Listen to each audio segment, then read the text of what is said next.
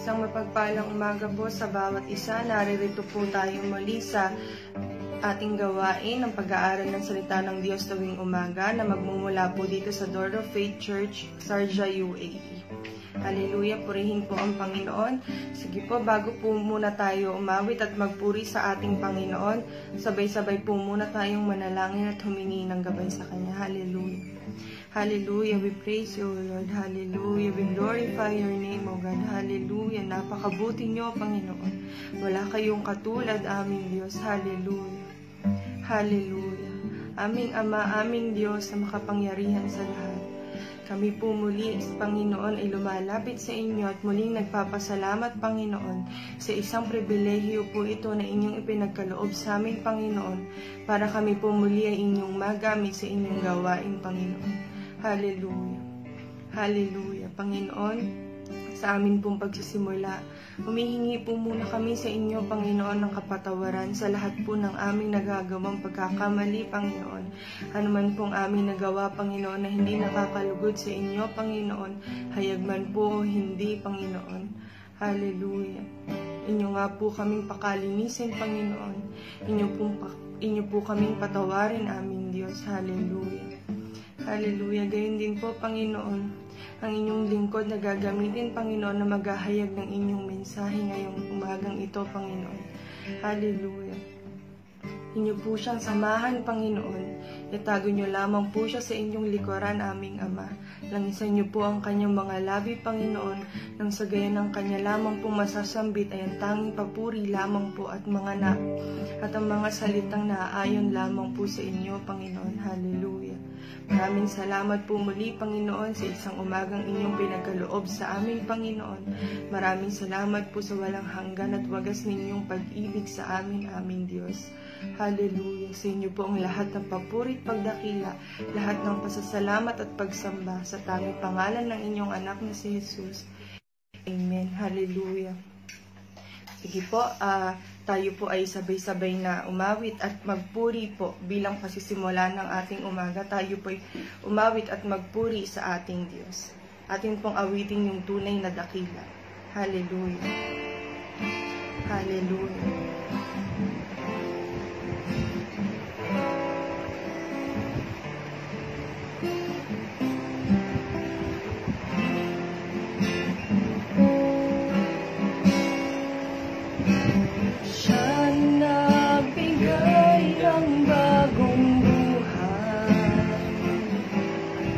Nagalis ng mga kasalanan, nilimot ang lahat ng aking nakaraan.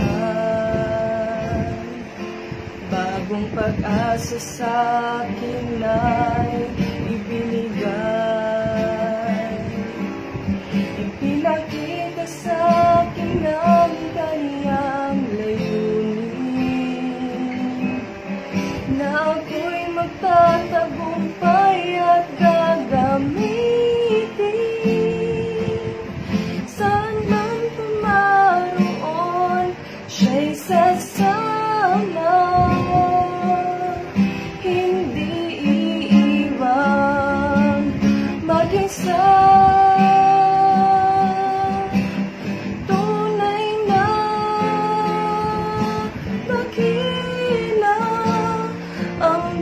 Na sa akin ay tumawag,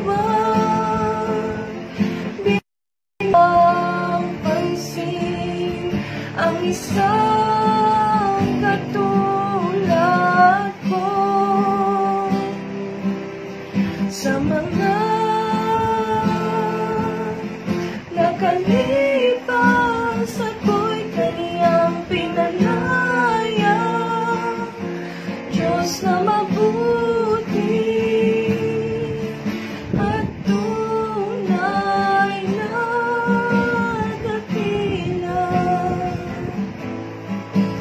Siya na nagbigay ng bagong buhay, nagalis ng mga kasalanan, nilimot ang lahat ng nakaraan. Hallelujah. Bagong pag-asa sa atin ay ibinigay. Ipinakita sa atin ang Kanyang layunin na tayo magtatagumpay at Kanyang gagamitin. Hallelujah. Hallelujah. Saan man tayo pumaroon, ang pangako ng Panginoon ay lagi natin siyang kasama. Kahit kailan hindi niya tayo iiwang mag-isa. Hallelujah. Hallelujah. Tunay kayong dakila, Panginoon. Hallelujah. Tunay na dakila ang Diyos na sa atin ay tumawag. Binigyang pansin ang isang katulad mo. Sa mga nakalipas ako'y Kaniyang pinalaya. Diyos na mabuti at tunay na dakila. Sa uling pagkakataon po, tunay na dakila. Hallelujah. Dakila ang Diyos na sa akin ay tumawag. Binigyang pansin ang isang katulad ko. Sa mga nakalipas ako'y Kaniyang pinalaya. Diyos na mabuti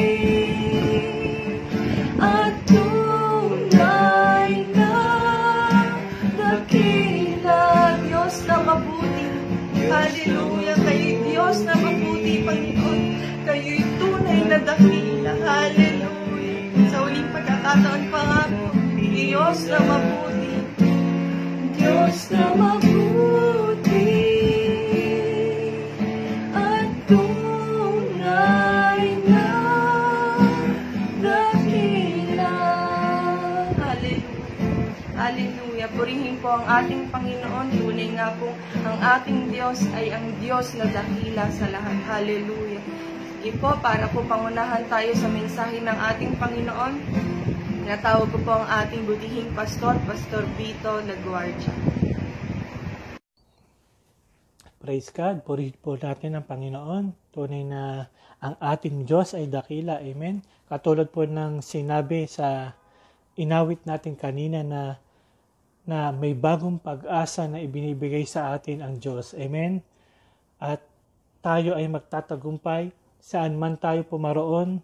Kasama natin ang Panginoon at hindi tayo iniwang nag-iisa. Ganyan po mga kapatid, kadakila ang ating Diyos. Amen? Praise God. So magandang umaga po sa bawat isa. Tayo po ngayon ay nasa pag-aaral ng kanyang salita tuwing umaga.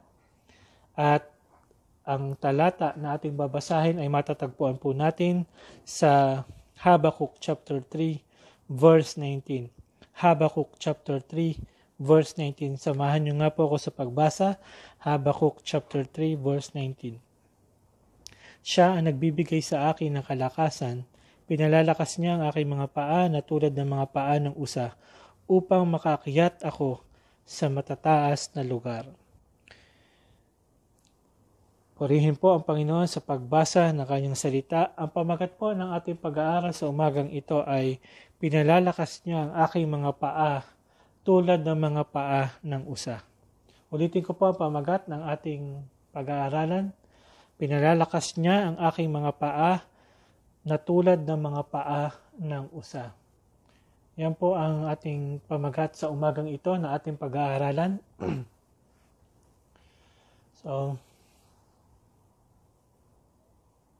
ang Pilipino po kasi ay kilala sa pagiging resilient. Yan po yung tatak o yun po yung trademark ng pagiging isang Pilipino.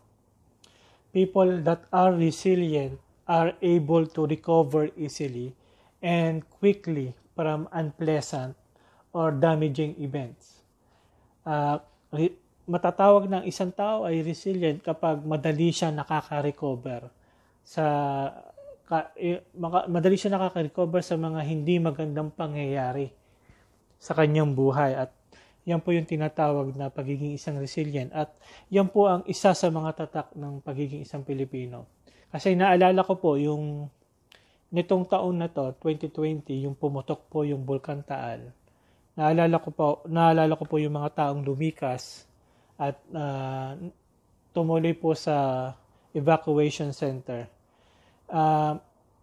Marami pong post ang nakita ko sa Facebook, at yung mga taong lumikas ay nakuha pa magpatawa sa pamamagitan ng mga donasyon ng damit na kanilang natanggap. Pero mga naka-Amerikana, yung iba naman talagang postura talaga sa kanilang mga kasuotan, at talagang nakakatawa kung titignan dahil nakukuha pa talaga nilang magpatawa sa gitna ng nangyari, sa gitna ng kalamidad.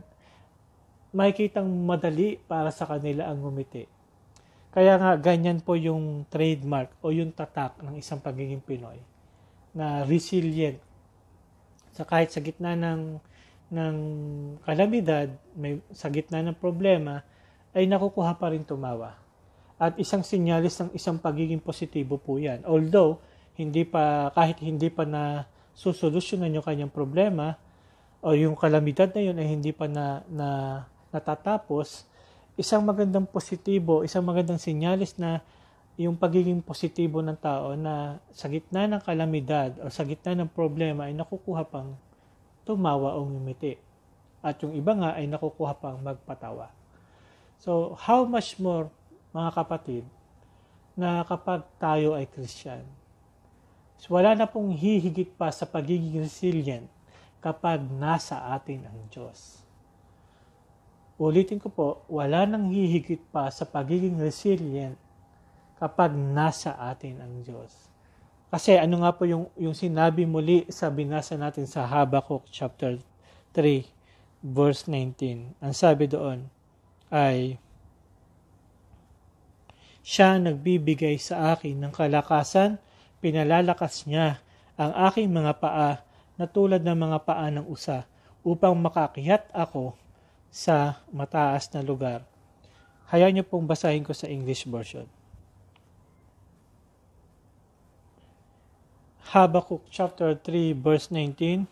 The Lord God is my strength, and He will make my feet like hinds feet, and He will make me to walk upon mine high places. Siya po ang ating Diyos po ang nagbibigay, ang tanging nagbibigay ng kalakasan sa atin. So, paano tayo pinalalakas ng Diyos? Paano tayo pinalalakas ng Panginoon? Katulad ng binasa natin, pinalalakas niya ang ating paa tulad ng paa ng usa upang makaakyat po tayo sa mga matataas na lugar. Ano ba yung special ano bang special sa paa ng usa? Alam natin na ang usa ay isang agile animal o yung maliksin na hayop, pero ano ba yung special sa kanyang paa? Kasi mga kapatid, ang paa po ng isang usa ay meron po siyang paa na maaaring umakyat sa mga mababatong bangin. Kaya po niyang umakyat sa mga mababatong bangin at hindi kailanman nadadapa o nahuhulog ang usa sa kanyang pag-akyat. Kaya nga, sa kanyang pag-akyat, kaya po niyang mailagay po ng usa yung kanyang mga likuran, yung mga paa niya sa likuran, sa mismong kinatatayuan ng kanyang paa sa harapan. Kaya matibay po talaga yung kanyang pagkakapit. Kasi nga, kaya niyang ilagay ang kanyang mga paa, kaya niyang ipwesto ang kanyang mga paa sa likuran sa kinatatayuan ng kanyang paa sa harapan. Kaya nga, kaya din po niyang kumilos. Kaya rin po niyang humakbang ng magaan at mabilis. kahit pa sa patayo o vertical na bangin o yung matatarik na bangin, kaya niya po niyang kumilos ng magaan at mabilis at hindi po siya natatakot at hindi po siya nahuhulog.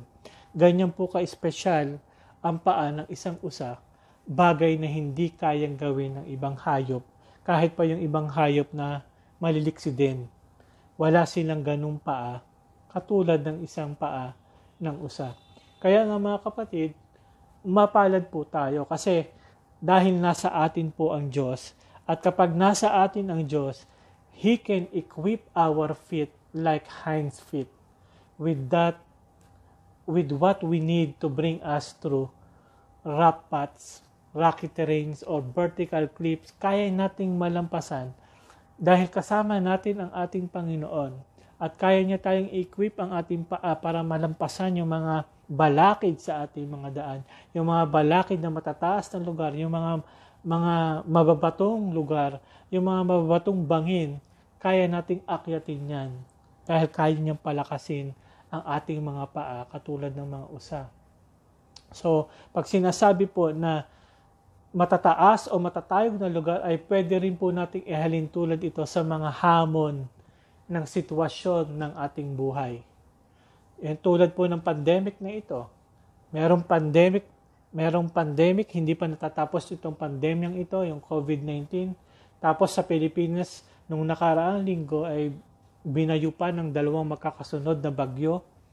At talaga naman na marami ang mga bahay na nasira, marami ang mga ari-ariang nasira, kahit nga po may mga ilang churches din ang nasira dahil sa bagyong ito. At marami pang iba pang hamon ng buhay katulad ng financial, family, relationship, health problem, o iba pang mabibigat na sitwasyon na ating kinakaharap. Pag minsan nga po ay may mga Kristiyano na kapag nakakaranas ng gabundok na problema sa buhay, they feel like that everything is out of control. Parang napakagulo na ng sitwasyon and it is out of control. Totoo na pagminsan na hindi agad din nawawala agad-agad yung mga pinagdaraanan natin sa buhay. It takes time pagminsan. Pero alam niyo mga kapatid, ano yung ipinangako sa atin ng ating Panginoon? Ang sabi nga sa John chapter 14 verse 16. John chapter 14 verse 16, and I will ask the Father, He will give you another helper to be with you forever.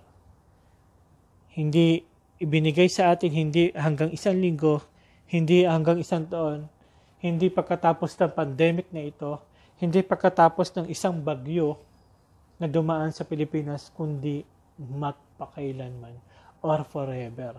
Yan yung pangako sa atin ng Diyos. Ano pa sabi sa Mateo chapter 28 verse 20? Matthew chapter 28 verse 20. Teaching them to observe all that I have commanded you, and behold, I am with you always to the end of the age. To the end of the age. I am with you always, lagi. Hindi pagminsan-minsan, hindi makalwahan, o hindi pag nagustuhan lang, kundi always lagi, hanggang sa huli ng panahon. Ganyan ang mga salita, mga kapatid, na pwede nating panghawakan dahil sinabi yan ng ating Panginoon. Hallelujah! So kaya nga, hindi tayo nag-iisa, mga kapatid, hindi tayo iniiwan ng Diyos at siya ang pinagmumulan ng ating kalakasan para malampasan natin ang anumang pagsubok o problema sa buhay natin. Palalakasin niya tayo at palalakasin din niya ang ating mga paa tulad ng usa. Ibig sabihin ay lahat ng kakailanganin natin para malampasan natin ang problema o pagsubok ay ibibigay niya. Kaya nga, gabundok man ang dinadala mo ngayon, kapatid. Asa matarik man na bangin ang kinatatayuan mo ngayon, mga kapatid. God will make your feet like hinds feet. Gagawin ng Diyos ang iyong paa, katulad ng mga paa ng usa. Amen? Hallelujah. Kaya nga sabihin mo kapatid, malalampasan ko ito sa tulong ng Panginoon. Sabihin mo, malalampasan ko ito sa tulong ng Panginoon. Amen? Kaya nga, ipagkatiwala natin lahat-lahat sa Diyos at malalampasan natin, mga kapatid, ang lahat ng mga ito. Kaya nga, we can still able to give praises to God even in the midst of troubles. Kaya nating magpuri pa rin.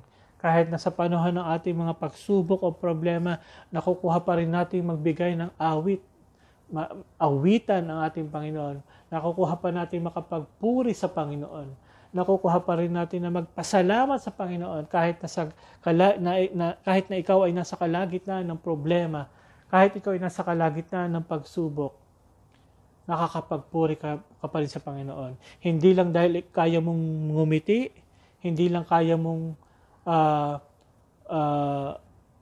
magbiro sa panahon ng problema, kundi kaya mo magbigay ng papuri sa Panginoon. Kahit gaano mang kabundok na problema ang dinaranas mo, you can still praise. You can still give glory sa ating Panginoon. Ganyan ang Panginoon dahil ang Panginoon ang nagbibigay sa atin ng kalakasan. Hallelujah. Tulad ni Propeta Habakuk, nagsabi siya ng hinaing sa Panginoon. Hindi niya mawari ang mga kasalanan ng kanyang bayan at kailangang magsaper ang mamamayan ng Diyos sa kamay ng kaaway. Sinagot siya ng ating Diyos, ng ating Panginoon. At nagtiwala pa rin si Propeta Habakuk sa anumang gagawing pagkilos ng Panginoon. Kaya nga, kapag tayo ay nasa bingit ng kaguluhan, ng problema o pagsubok, kapag tayo ay lumapit sa Diyos, sa Panginoon, idaig natin ang ating mga problema. Pagkatapos natin dumaing, start believing God sa kanyang gagawing pagkilos sa ating buhay. Sabi nga sa Romans chapter 8 verse 28, and we know that for those who love God, all things work together for good, for those who are called according to His purpose. Kaya nga, we can put our faith to God sa kabila ng mga pangyayari sa ating paligid tulad ng Israel sa mga kamay ng kanilang kaaway. Nagtiwala pa rin si Propeta Habakuk sa Panginoon. Amen? Alam ni Propeta Habakuk na hindi nagpapabaya ang Diyos sa kanyang mga anak. Ang pagharap sa iba't ibang sitwasyon ay nagdudulot sa atin ng aral sa buhay, and this makes us grow stronger. Napapalakas tayo ng mga sitwasyon ng ating buhay. At napapalakas tayo dahil kasama natin ang Diyos. When walking through these challenges, God has promised to help us so that we are sure-footed and don't stumble. Hindi tayo nadadapa. Hindi tayo sigurado ang ating paglakad at hindi tayo nadadapa, hindi tayo natitisod. Dahil kasama natin ang Diyos. Amen? And God will give strength by equipping our feet like hinds feet to walk on high places. Palalakasin tayo, palalakasin ng Diyos ang ating paa, katulad ng paa ng usa. Kaya nga, let's claim this promise today and walk confidently with hinds feet, katulad ng paa ng mga usa. Amen? Tayo nga po ay yumuko para sa panalangin. Hallelujah. Father God, salamat Panginoon sa minsan pa na pagsama mo sa umagang ito, Panginoon. Salamat Panginoon sa mensahe mo, Panginoon, na meron kaming Diyos na nagbibigay ng kalakasan. We have God who gives strength, Panginoon. Kaya tunay o Diyos, salamat Panginoon. At meron kaming Diyos na matatakbuhan. Meron kaming Diyos na malalapitan. Meron kaming ever-present help, Panginoon. Kaya gaano man kabundok ang problema, pagsubok o sitwasyon na aming kinakarap sa aming buhay, Panginoon, hindi kami mananatiling ng mangangamba at manghihina dahil alam namin, Panginoon, na kasama ka namin at hindi mo kami naiiwan nag-iisa, O Lord. Tunay Diyos, salamat, Panginoon, sa kalakasan. Salamat, Panginoon, sa sa pagpapalakas ng aming mga paa katulad ng mga paa ng usa na kung saan ay kaya naming harapin, kaya naming akyatin, Panginoon, ang anumang sitwasyon ng aming buhay, Panginoon. Anuman yung mga mababatong dinaraanan namin, anuman yung mga matataas na bangin na kinakaharap namin, Panginoon. Alam namin na malalampasan namin ito dahil sa tulong nyo. Palalakasin nyo ang aming mga paa, katulad ng mga paa ng usa, O Lord. Salamat, Panginoon, sa inyong mga pangako, O Lord. Hallelujah. Alam namin na may katagumpayan sa inyo. Kaya, Panginoon, tanging dalangin ko rin po na kayo ang patuloy na magbigay ng kalakasan sa bawat isa, Panginoon. Kayo ang patuloy na mag-increase ng aming pananampalataya, O Lord, at dalangin ko po ang katatagan sa bawat isa sa anumang sitwasyon na aming kakaharapin, anumang problema na aming kakaharapin. Tunay, O Diyos, na wag mo nga pong pabayaan ang inyong mga anak, O Lord, at patuloy kami magtiwala sa inyo na meron kayong gagawin at kayo ang Diyos na hindi nagpapabayang Diyos. Alam namin, Panginoon, na nagmamalasakit ka sa inyong mga anak. Salamat, Panginoon. At tunay, O Diyos, na dalangin ko, Panginoon, na kayo ang patuloy na magpapala sa bawat isa sa inyong mga anak at patuloy na pag-iingat mo, protection mo ang ibigay nyo sa bawat isa. Sa inyo lamang po namin ibinabalik ang pinakamataas na papuri at pagsamba sa pangalan ng iyong anak na si Jesus. Amen. Mapagpalang umaga po muli sa inyo. Salamat po sa inyong pagsubaybay at pakikinig. Hanggang sa muli po. God bless po. Bye-bye po. Paalam.